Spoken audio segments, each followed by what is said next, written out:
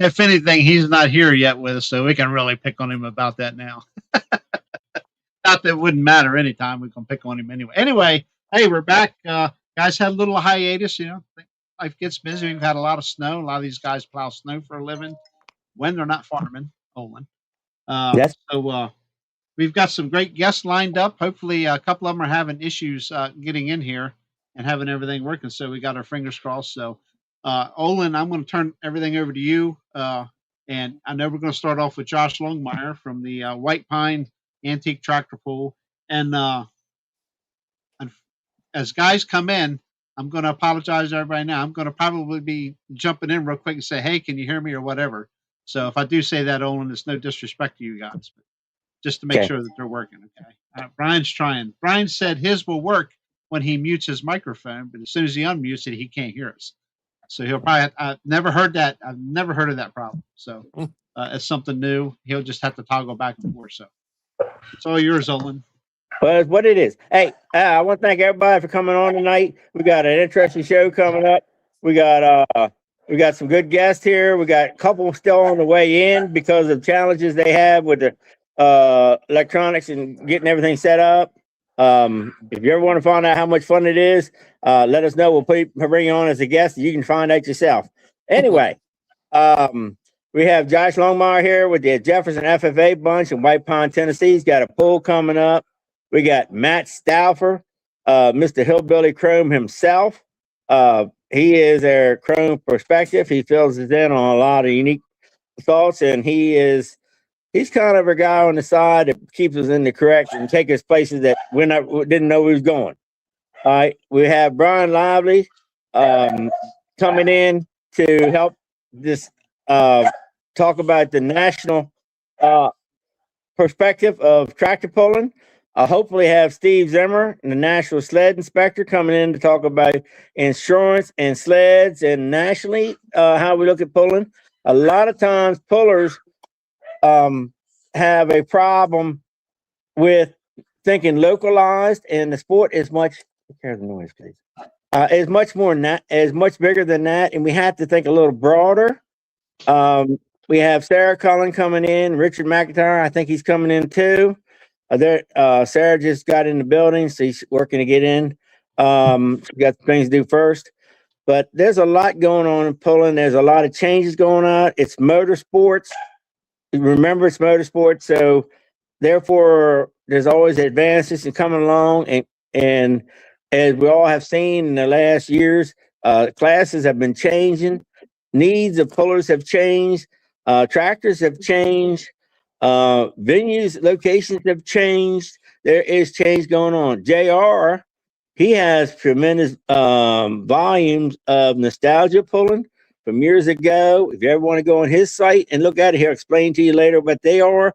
You can go see the change. You can go see the pre-wheelie bar days. You can go see pre-roll cage, pre-helmet days. It's a lot of change that's happening in tractor pulling. Yeah. The thing we don't want is to price yourself out with insurance by not being progressive, where we can't afford the insurance, and we don't want the injuries to force us to go there. So that's where we're headed to tonight on this show. But we also have some great things going on. We got Josh with the Jefferson. We got Harrisburg coming up on the East Coast. We have some other indoor pools that have finished up. We have points series going on the East Coast here right now. Coming up, we want to talk about it. But right now, we're going to lead off with Josh. Josh, how are you this evening, sir? I'm all right. How's everybody else? Well, as a generalized question, how's the weather in White Pine area tonight? I see you're an hour behind us. You had still daylight. We all dark. So today it's about 20 degrees colder than it was yesterday. Yesterday was 80. Today the high got about 60. Is it? Yeah, we're down to what, 47 now, 37 now. 30 in the 30s. We was 80 yesterday. And we got picked up a foot of snow during the day. So winter hadn't fully left yet. And I'm going to ask each of our guests what they have for their weather. Because just to show you that how broad the area it is that we cover. But back to your poll. You had a date change, correct? from Yes. last year? From last year, we moved. We moved. I know 1 week, maybe two. We moved to try to get away from the other pool, and then so we moved later. Try to do that. So we're the last weekend in March this year, the 27th and 28th of this month. Okay. And that's a 2-day pool, correct? A Friday and Saturday? Friday, Saturday, yes. Gonna start pulling at 10 o'clock both mornings. Pull antiques all day, and then we'll have what we call the show starting at 7:30 of the night. We're gonna have some fast antiques that night also, and then we will also have some V8 hot rods, some mini trucks, 4-wheel drive trucks, 6,200 pound light limited alcohols. Um, can't have no diesels in that class, but we can have the alcohol tractors and Would that be running 2 sleds or 1? be running 2 sleds. So there'll be 2 tracks to watch of entertain for those watching. Yes, yes. And do All you have spectators? do it now. Do you have spectators at night? Yes, I think last year we had somewhere around the neighborhood, if I remember right, about 1,500 on Saturday night. Maybe a few more. Does that help cover your expenses? Yes, yes.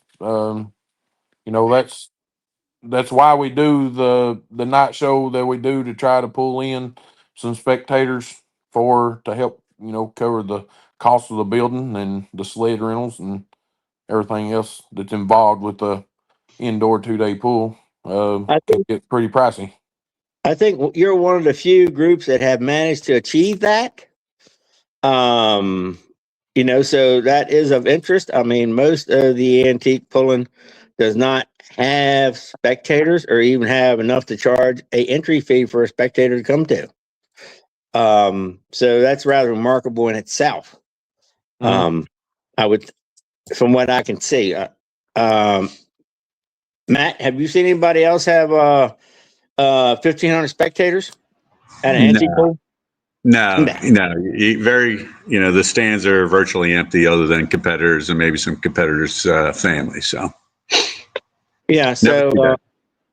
that's a pretty remarkable feat in itself. Um, so as a model, I think there's a lot of learning can be learned from how you have achieved that. Um, and I know you said there've been FFA bus loads come in there and different things you've reached out to. I think you told me over the past. Is that correct? Yes, last year we was able to do that. Unfortunately, this year we're not going to be able to do that because they're actually going to go to state convention Sunday through Wednesday, then come home Thursday, and then we start pulling Friday this year. Okay, so that would be So rather challenging. yeah, So that number might be something reflected in that number, correct? right. I think we did have a couple, maybe 3.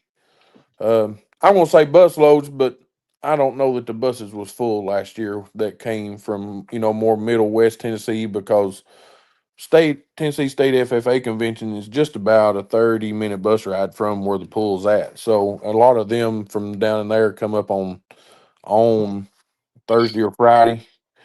Uh, so it's not so much travel on Sunday, and some of them have to compete on Sunday. So they were there on Saturday anyway. Okay, interesting. All right, let's get back to your pool itself. Tell us what the track's like. It's pretty much a known fact. The spring track behaves differently than the fall track, which I'm not sure why.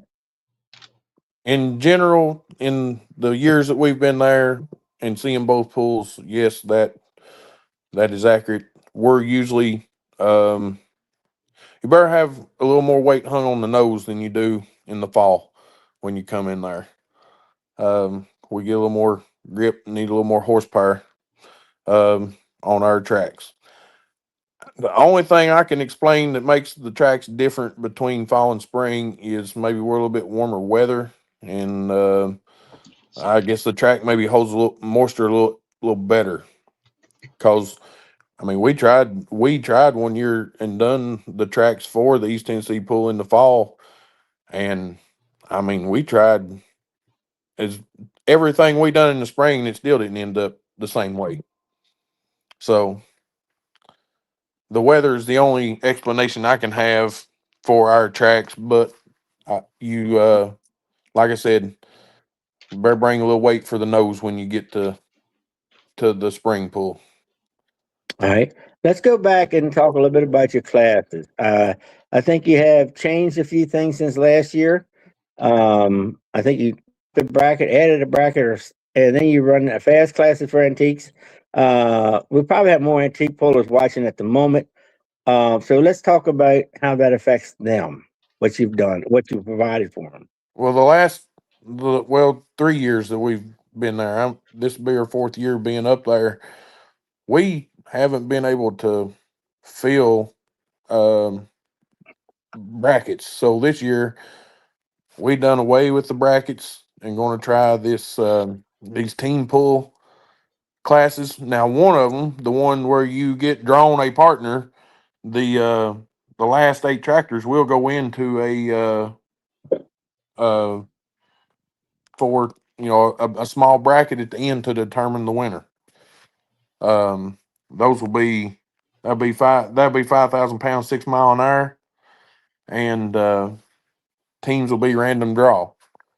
Then we're also going to flip the other side of that coin. We got a bring your own partner team class that will be 52.50, 6 mile an hour, $100 a tractor entry. But now, and on that one, you can enter more than one time if you want to pay 2 hook fees. If Owen and Richard come down there and they want to team up and you know,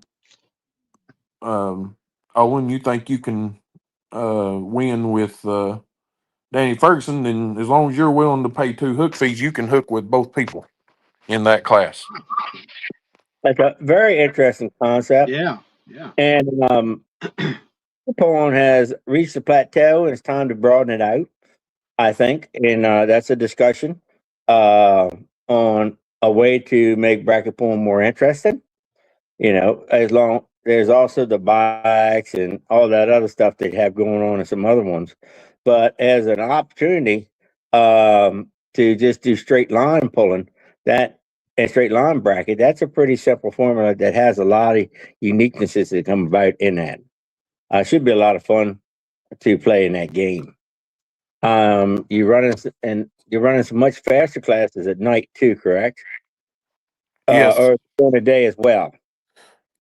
Well, both. There'll be fast classes during the day, and there's we'll have the FFA class will be of a night. That was a pretty good class for us last year, and we've also of a night going to have the George Stedman Memorial class. It's a George had one rule when he had a pull around here: make, weight, and pull. So it's 57.50. Run what you brung. So as long as you can make the weight, there's no George, speed limit on it. Huh? who was George? A lot of us don't know.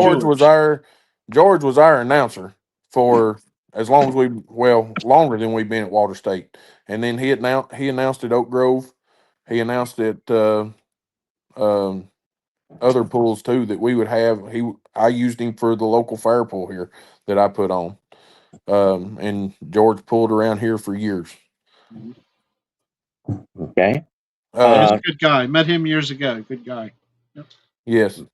Old We George. also one thing that's not on that flyer that we have added. I done a Facebook post the other day for like an update. We have added a 37.50, 8 and 12 mile an hour that will pull both days.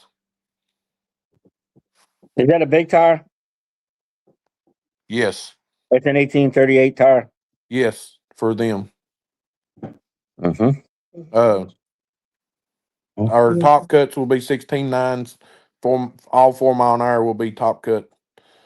Then anything 6 mile an hour and above is it's any we label it as any cut. That way if anybody, that has 16.9s wants to get in it, they're welcome to.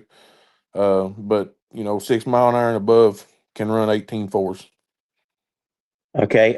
Is there a stock class, so to speak, uncut tire classes for like locals participate in, or is it just all for out of town tractors? More of a cut tire setup. Um, it's more of a top cut, full cut. Um, I think if you flash that flyer back up there, I think we done away with our uncut tire classes this year because we didn't have, a lot of. No, we still got them. There's still some. I don't have a paper copy of this flyer. I'm having to look on here too. But yes, we have some uncut 4 mile an hour classes for your stock or up and coming that ain't got the top cut tires yet or whatnot. They're going to start at 4,000, and then 4,000 up to 85, and then a 10,000 pound class. Have 4, 45, 5, and 55, and then go to 85 and 10. All right. JR, we're changing. You see, we got a second screen just come up. Richard and Sarah's coming on. We'd like to swap over to Okay. that if you can make it Okay. happen. Yep. Give me 1 second. I'll be right over. And I'll shut this other one off. Okay. Just don't talk until I take that off because it'll be some tremendous feedback.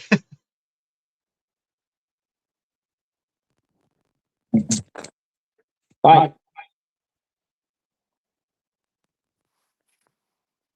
We're back to you now. Good. Yep. You're good. Richard's in the house. Sarah's in the house now. We got our full staff is in now. All right. So, you have a hook limit per day. How's registration done? Yeah. So there's two different questions. Registration, we actually have pre-registration up and active right now on our Facebook page. You can go there and pre-register. No money due when you pre-register. You will pay when you get there.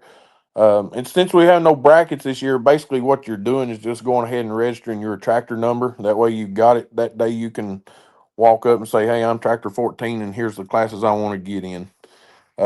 But we do have a pre-registration up and you can sign up the day of. However you want to do it. We also have some QR codes posted around the place. One will have the rules on it, one will have the pull order on it, and one will have what's going on right now on it. And I think you said if you pre-register, I think you get the option of first 5 or something hooks, and then don't forget the generator part. If you pre-register and you're the first one in the class to pre-register, but you don't want the number 1 spot, you can elect to drop to number 5 in the class, and then number 1 would be filled in, the day of or however. But if the day of nobody signs up for the class, number 5 is the first puller. Well, then you'll move to number 1. Okay. And So, how much generator? And for everybody that pre-registers, you will get 1 ticket. We've got a Predator 5,000 watt generator that we're raffling off this year. And for everybody that pre-registers, we'll get 1 entry for the generator. And it's 1 entry per tractor. So if you come down with 2 tractors, then you'll have 2 entries that if you pre-registered. Is there a hook limit per day, Josh? 3 hooks per day, not counting Including morning session and evening session is different, correct? Yes. If you're in the team pulls or you're going to pull in the antique classes of a night, that don't count towards your 3 hook limit. And the typical hook fee was for, you said On team Friday this year, on Friday, everything is $60, but we went to a 60% payback on Friday for that. And then on Saturday, it's going to drop back to $30, 50% payback. Okay. That Now could be a pretty your good team payback. pull hook fees are $100 a tractor. Mm-hmm. That could be a fairly decent payback at that rate.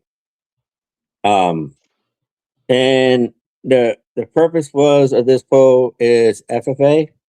The purpose of this pool, it's the alumni putting it on, and the proceeds will go in the alumni account, but all that the alumni is there for is we do scholarship for the FFA members and anything else that the chapter may need in order to help the kids better.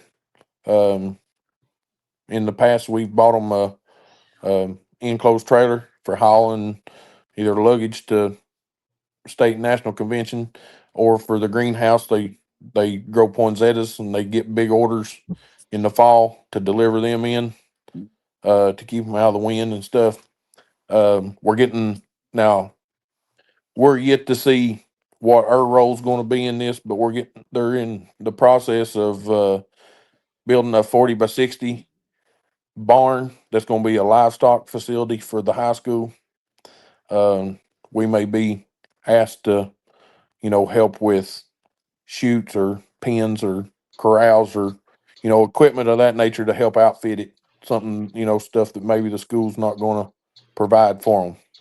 And that's our whole purpose in this pool. And that's this is our main fundraiser for the year, is just to help the chapter however we can and give out scholarships. Okay.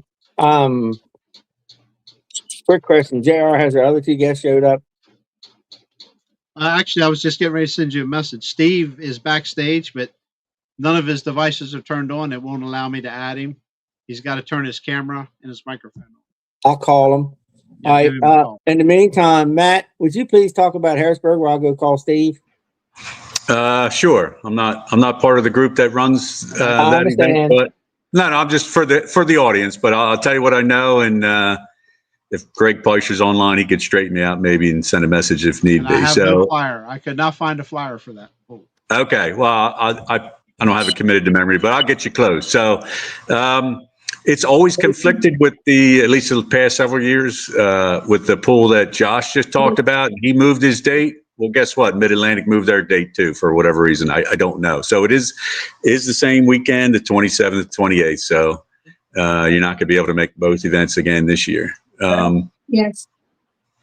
They do there's no team pulling. There's no bracket pulling. It's, weight class. Are you waving to me, JR?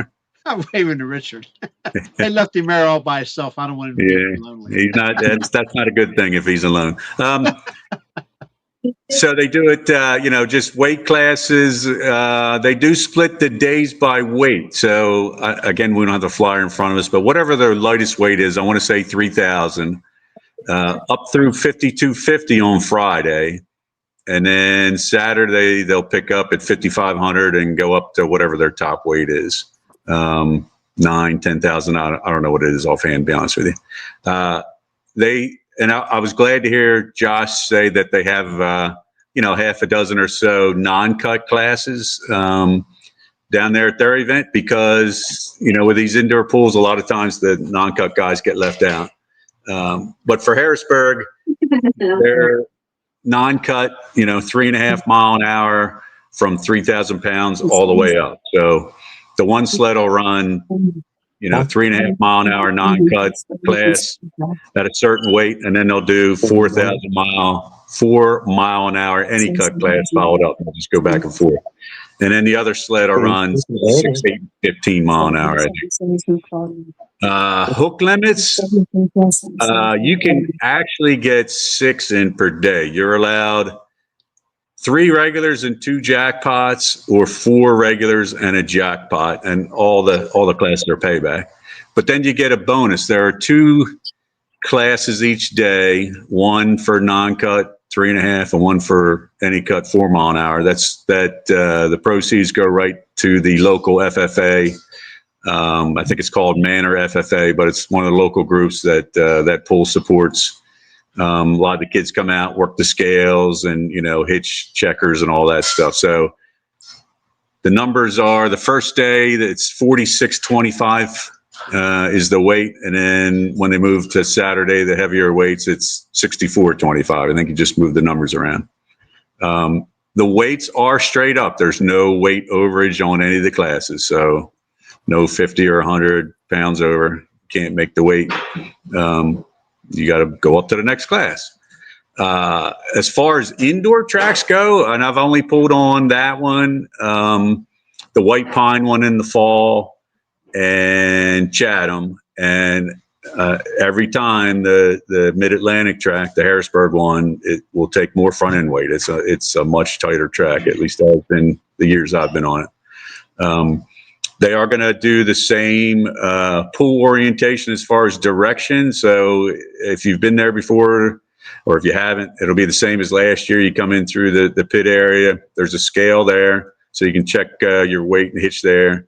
Then you come up the hallway. It's at the Harrisburg Farm, PA Farm Show Complex. Come up the hallway, and then if you're going slow, you're on the left-hand sled as you're coming into the arena. And if you're fast, you're on the right hand. When you leave the track, doesn't matter if you're coming off fast or slow, you will go over the same scale, not the same scale you came across, but a different scale exiting the arena, and they'll check your weight and hitch height there. Now, last year was the first time they did that, and there was a lot of skepticism that would work, but somehow they had those scales dead nuts on. I mean, myself, I said, I'm going to try this. And I'm going to say 5,000 pounds. And it was teetering between, 49.95 and 5. It's like, let's see if I have a problem when I come off the track. It was the exact same thing. I could not believe they had them that close. So that was not a problem last year. As normal, Matt, it's cash for hooks. Everything else is credit card up there, including parking, isn't it?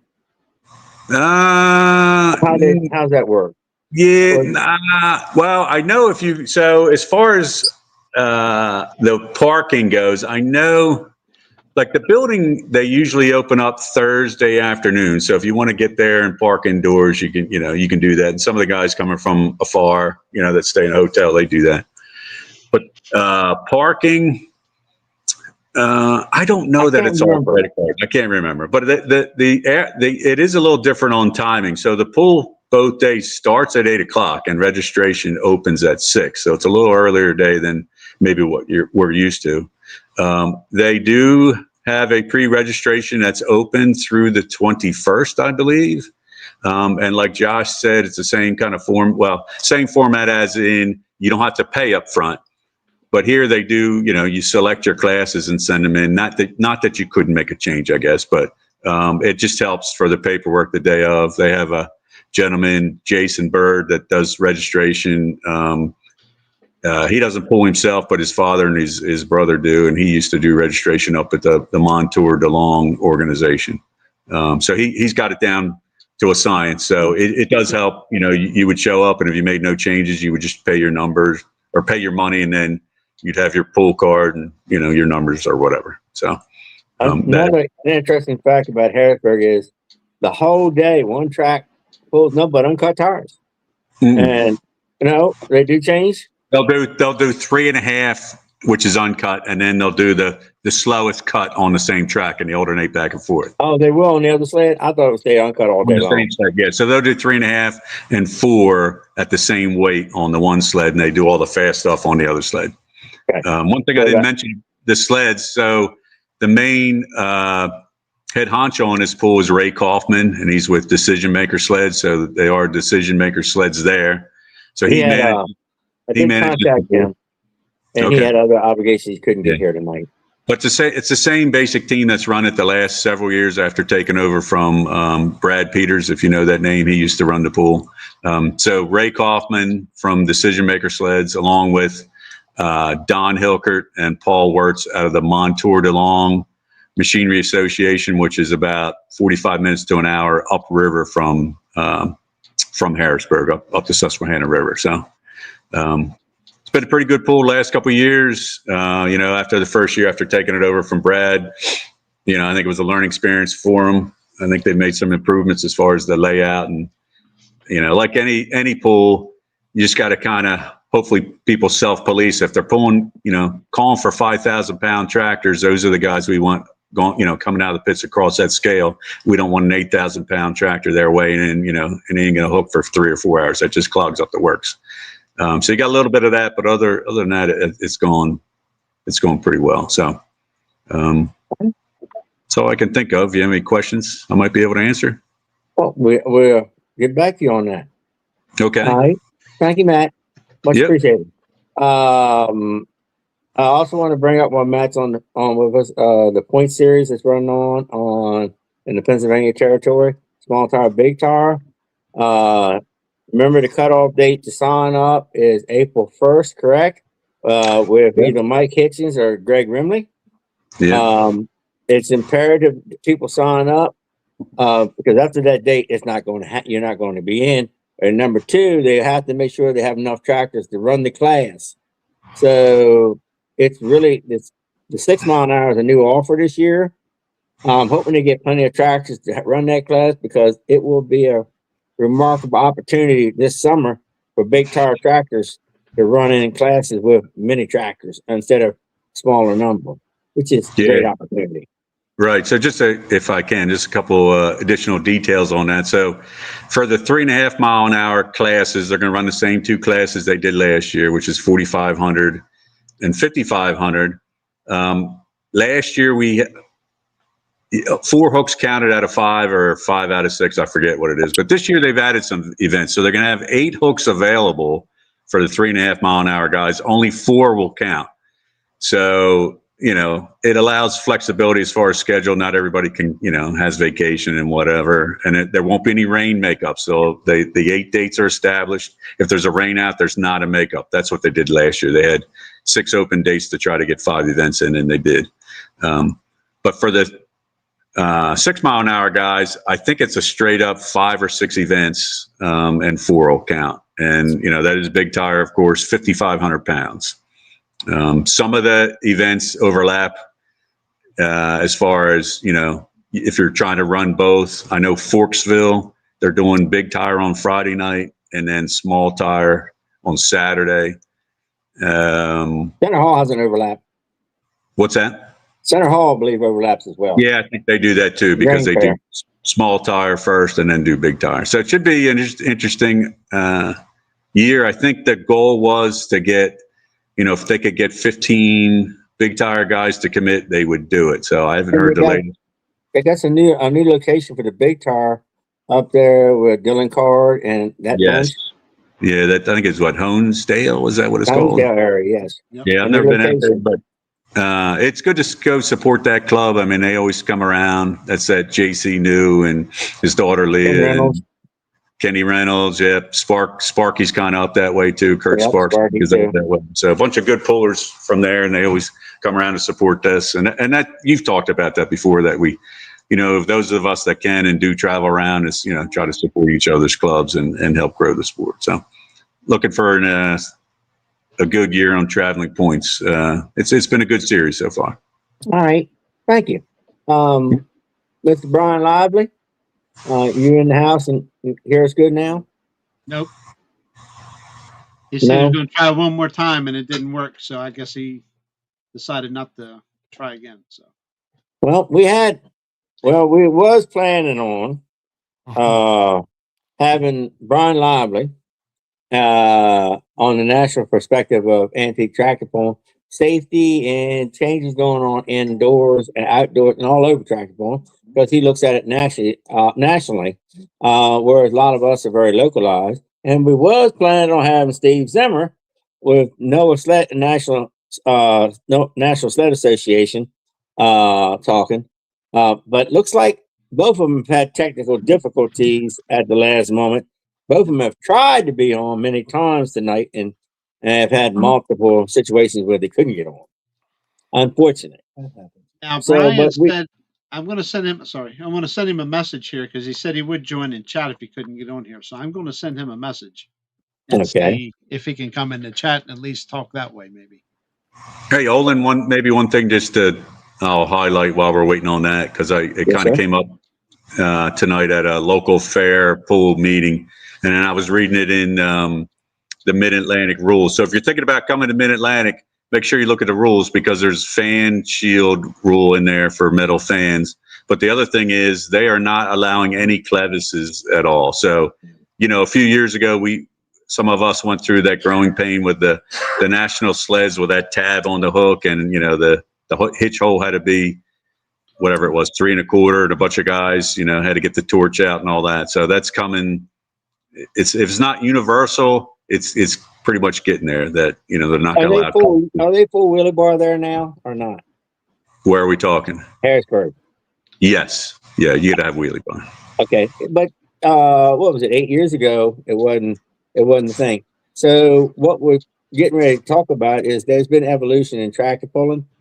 Wheelie bars have come on, the clevis, the drawbar hole, the fan shields. There's a lot of things that have been coming on in tractor pulling, and I was hoping them other guys, so I wasn't quite so much out there on talking, but I've talked to them, both of them. Tractors are being built. They're getting bigger. They're getting stronger. And Josh, the request is for faster than 12 mile an hour now, correct? Mhm. They want the 14 mile an hour class. Harrisburg runs a 15 mile an hour class. So there's a lot of question now with some things that have happened in the last period of a year or so of incidents where now the insurance is taking a really close look at what's going on at these tracks. And I don't know if we can afford to have an issue. What would our insurance rate be? Would we go to $100 a hook because of insurance, the additional cost? Will it be prorated to tractors more likely to have an issue because of speed? You don't know what could happen next when insurance gets involved. So the question starting to come up is, how do groups and locations mediate management of this?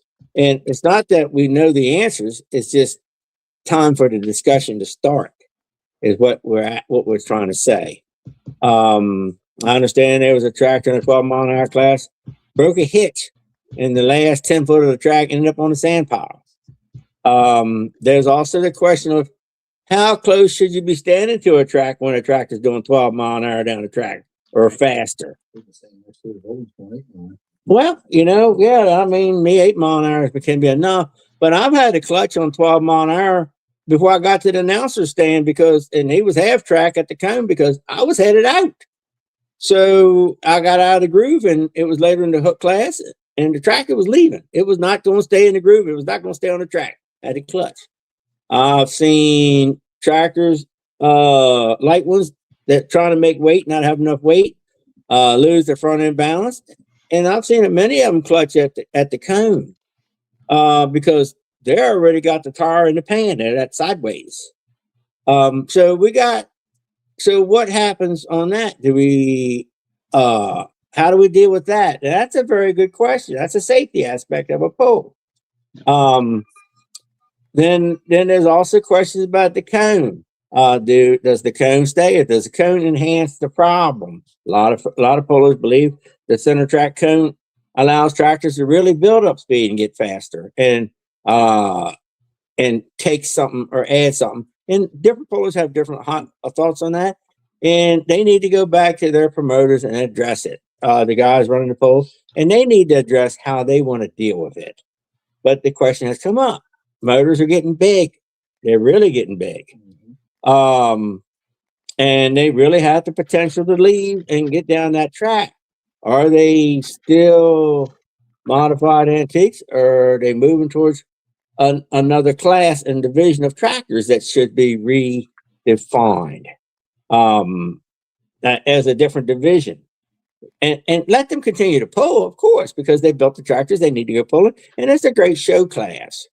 But do they need a separate set of rules for them to run in to be safe, to protect the sport, is the question.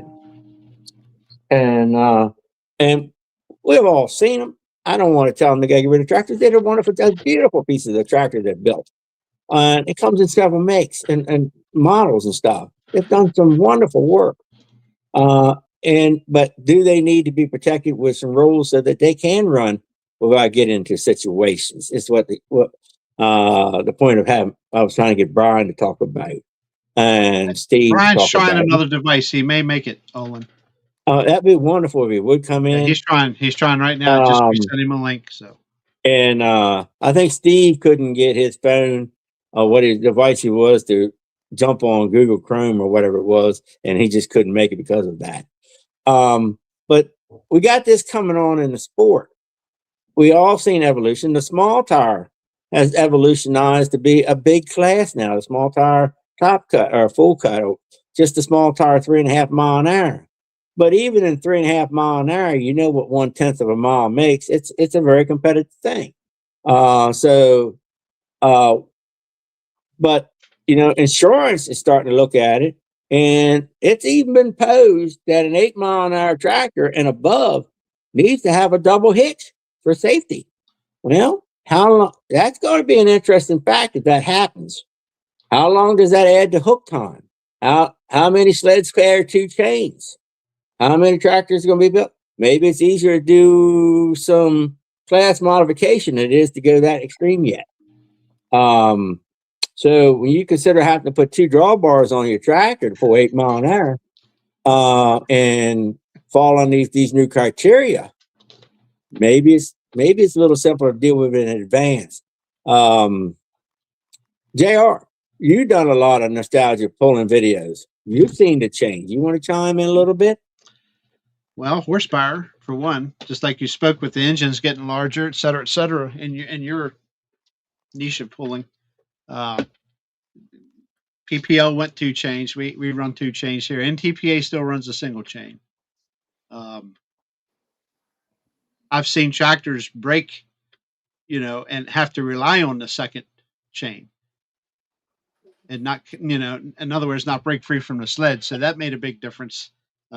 Should that rule be across the board for the bigger guys? I agree. Older stuff, the scary stuff for me is people along the track. I mean, I video too.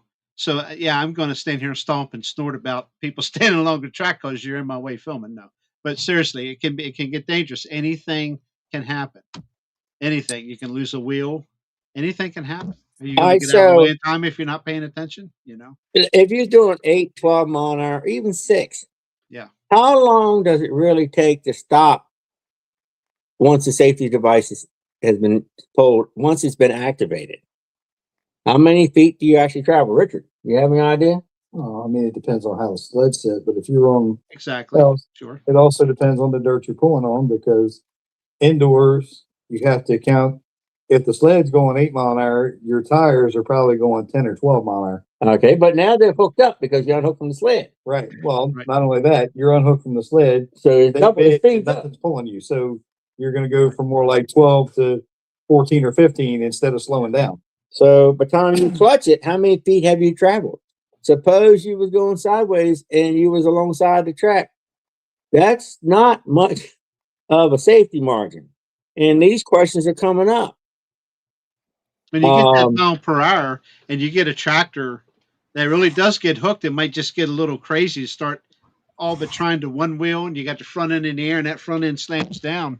So you got a wide front and you break a hub. Where's that wheel going to go? Who's that wheel going to hit? Is it going to hit somebody?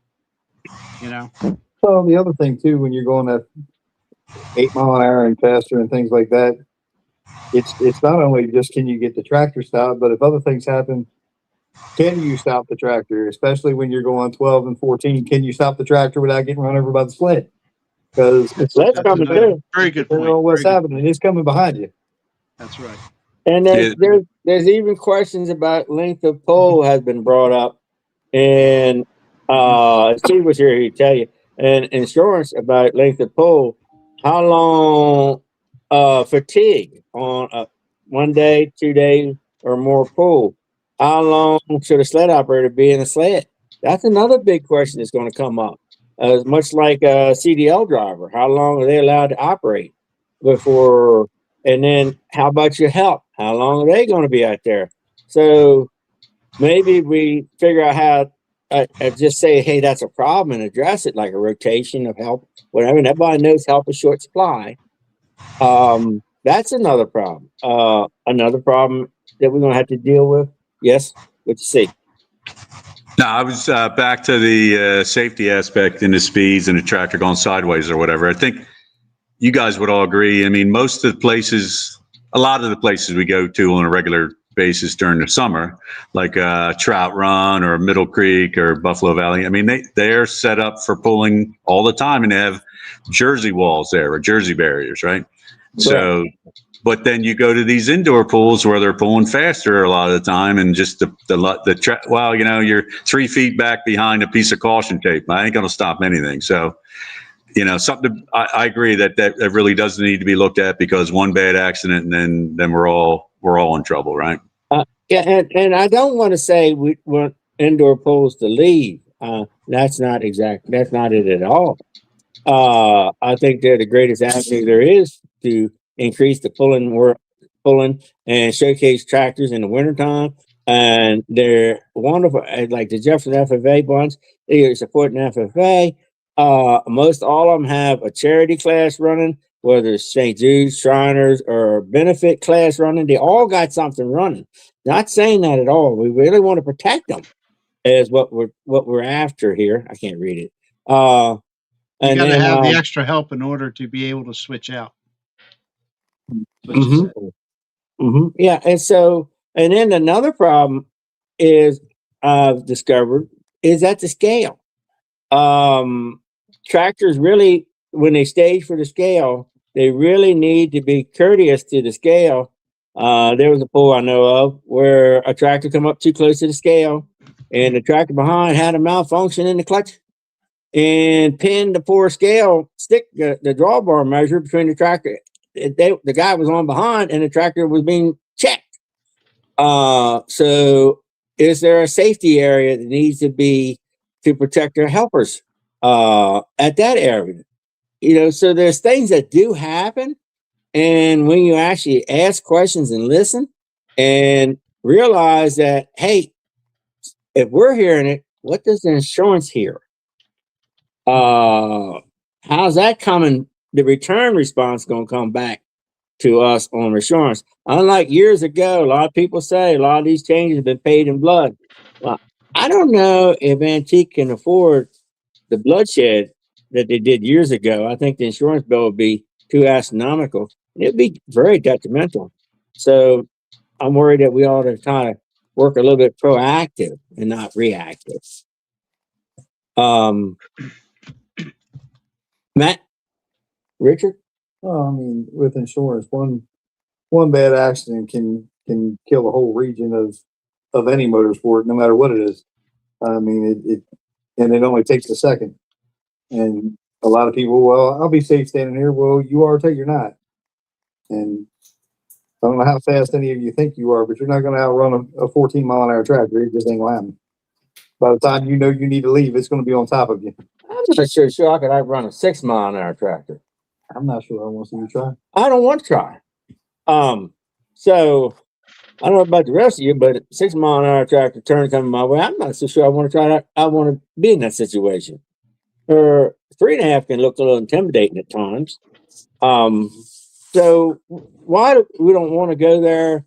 So those out there watching that have a little bit of input in your groups, just put a little thought into it. Take the information back, discuss it. What can we do that is feasible? But just be courteous. Yes, Jared. I was saying that's David Sean. People hooking and unhooking stand in between the tractor and the sled, and we preach that all the time at our events. Very dangerous. Yep, and I think I was told, Steve Zimmer told me about sleds and insurance. I think he told me the guy on the sled is the most uninsured individual at the pool. And I wish he was on here to explain it to you. And hopefully next time, another show, I'll bring him back to fill you in on some of this stuff. But it's, there's some interesting details there. And then if you look on Facebook, we even got a guy dumb enough to ride on top of a sled. Ride the sled in motion, and ride a sled down the track and fall off on the box.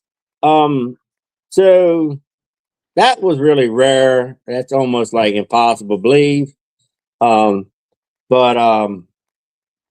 He actually fell down in the chassis on the chain and stuff. That's where Yes, I mean, all that's heavy metal. I don't This even. is 100% where you don't want to be. I don't even know how I survived that. That looked like just a bunch of hard hitting to me.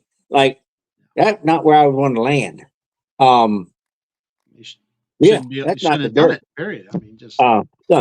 And so okay, so now we got irregular tractor stuff, and then we got population willing to come in there and jeopardize us by jumping on a sled. Now we got some real issues going on that we better be just a little aware of. Do we see them coming? No.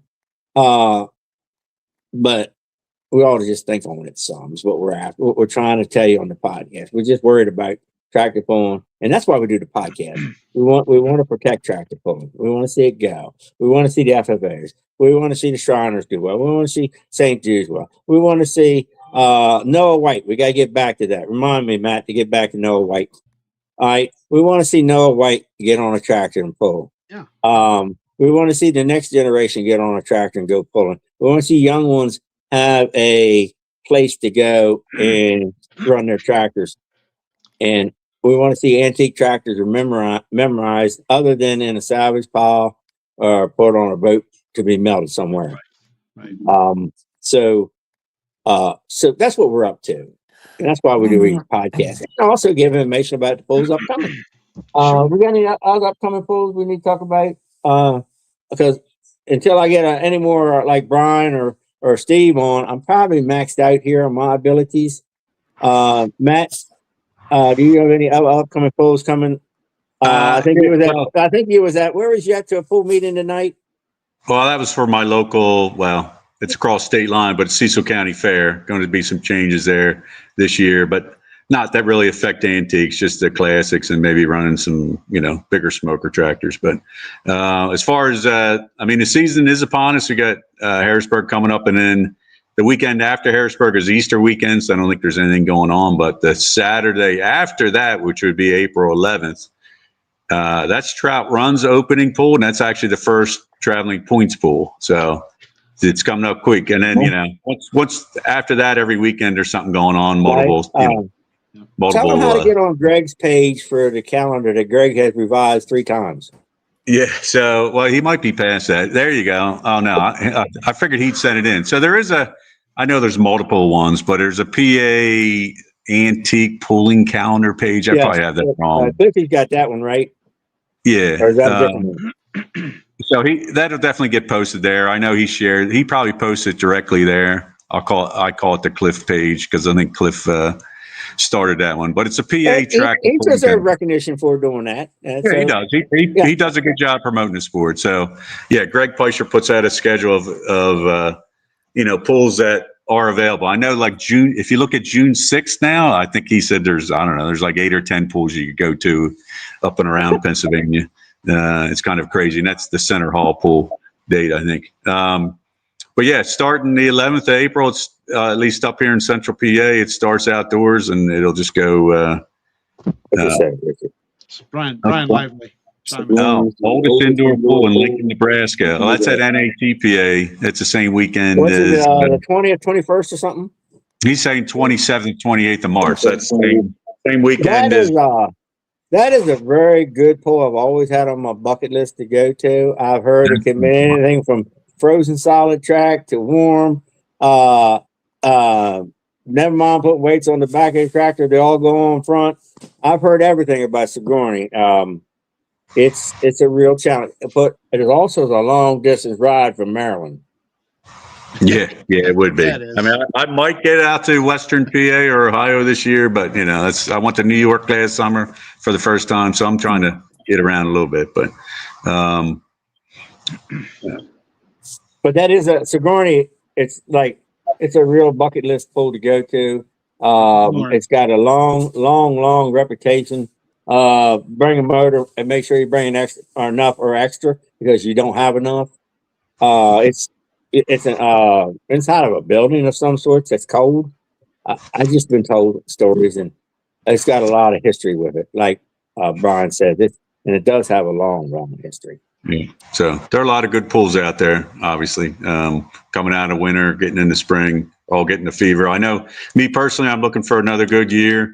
Last year I got beat by a pair of 10-year-old twins, and I'm bound and determined that is not going to happen this year.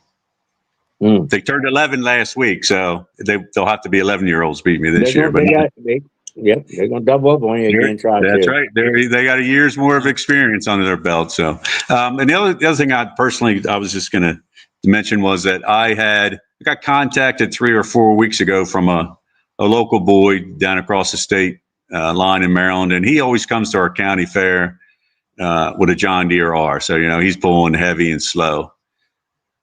So he said he wanted to call me and pick my brain about something. Well, here, lo and behold, he disappointed me, and he wants to build a Massey Harris, which, I hooked him up with Greg Peischer, and, he's the happiest guy now. His grandfather had Massey Harrises, and he's going to build a, competitive 3.5 mile an hour tractor and start traveling with it. So I say he's young, but he's 30, 31. So there's still guys out there looking. It's not only the teenagers we're bringing in, but people of all ages somehow take a look at this and say, "Hey, I want to give it a try." So I think it's incumbent upon all us to welcome them with open arms, just to keep things going.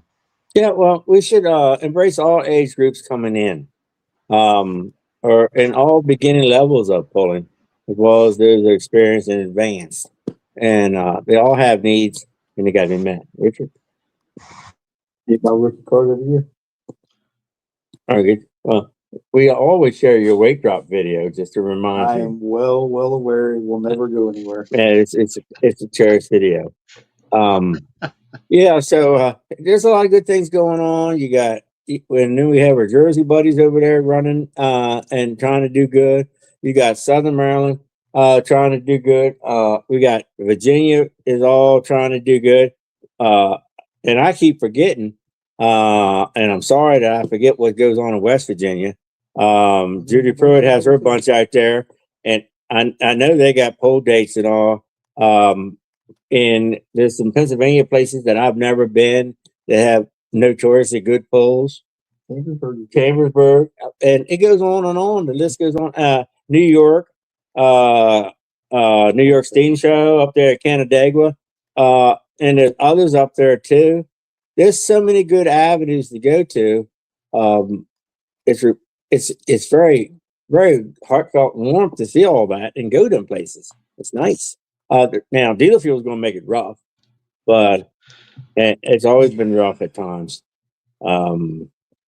Years ago, we had some high price diesel to travel with. I didn't enjoy it then. I didn't say I'm going to enjoy it now, but Right. that's part of it too. Josh, any further thoughts? We're getting close to the end of our show. No, not just remember us here in a couple weeks. Come pull, have fun with us. We'd like to see.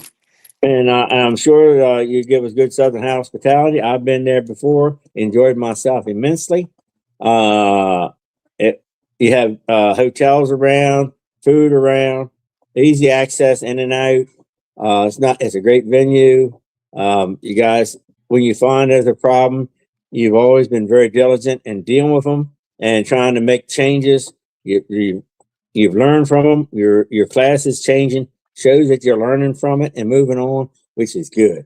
And I'm really sorry that the Southwestern bunch didn't get their pull. And what's the town they're going to be in now? The new location, Lexington, ain't it? Yep, Lexington. I'm really sorry that they didn't get to do theirs. I'm looking forward to what they come up with in the future. They're another strong bunch for the East Coast to go to. East Coast really lost a valuable asset with them not having their pull. Been a great perk for the East Coast. So, Matt, any further thoughts? Anything coming in from Bryan? I hope I covered some of the other stuff pretty good, but like I say, I'm going to try to get them guys back. Next show. Yep. Get them next show. And JR, any further thoughts? Any further thoughts, Sarah, Richard? No, I'm just glad that the show's back, and maybe. The wintertime was hard on us around here. It really Yeah. A month of snow on the ground really did not put us in the tractor pulling mode, along with work and other things we had going on. It was Right. not beneficial. You got to for move that tractor. stuff. So, yeah. Well, just look at I the know. day. It was 80 degrees yesterday. It was snowing today. Yeah, That's most great. of our gooseneck trailers all had snow on them all winter. Bryan Lively it's said tough. technology is awesome. Yes, Because you Especially couldn't when get it on works. tonight. so And Steve had trouble too. So, yes, so I hope to get them guys back because they really can fill in the blanks that I can't. I just know what they've told me on the side, and I hope I got the information correct. And I hope polling groups can take some of that and think on it, and or reach out to Brian and or reach out to Steve and see what they see individually. Do an individual phone call if necessary to find out how they can improve things. All right, Richard, you want to close this out? You just did a fine job. You went All right, then. just went all the way around the horn. All right, then. Any further thoughts there, Richard? Nope, they're good. JR, let's see Okay. what the end looks like. Yeah, I don't drop the weight on that. We're good. same old ending as always. So, Thank thanks you, guys for coming everybody. in here tonight, and Steve and Brian next time. I missed that. We're good. Pay attention to social media. We get these guys scheduled for another show on a Thursday, so or whatever we got to do. So, thanks for being here. Pretty good show, Olin. You did a good You're job taking welcome. it by yourself. Yep. Hey, JR, Yes. I ma'am. appreciate your Bigfoot background. Yeah, you like that?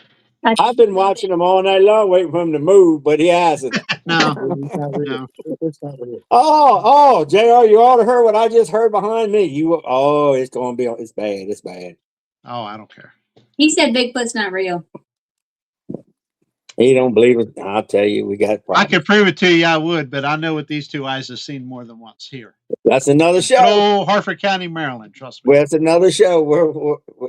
We're good right now. That's a Tuesday night show here. Okay, so And that is correct. That's correct. Tuesday night. Thank you, JR. okay, Brian. Real quick, Bryan Lively saying there are concerns we need to address them before they are addressed for us. That's right. i.e., we need to fix it before it becomes And a like I problem. say, I'm very much looking forward to having Brian and Steve come back, try again with them too.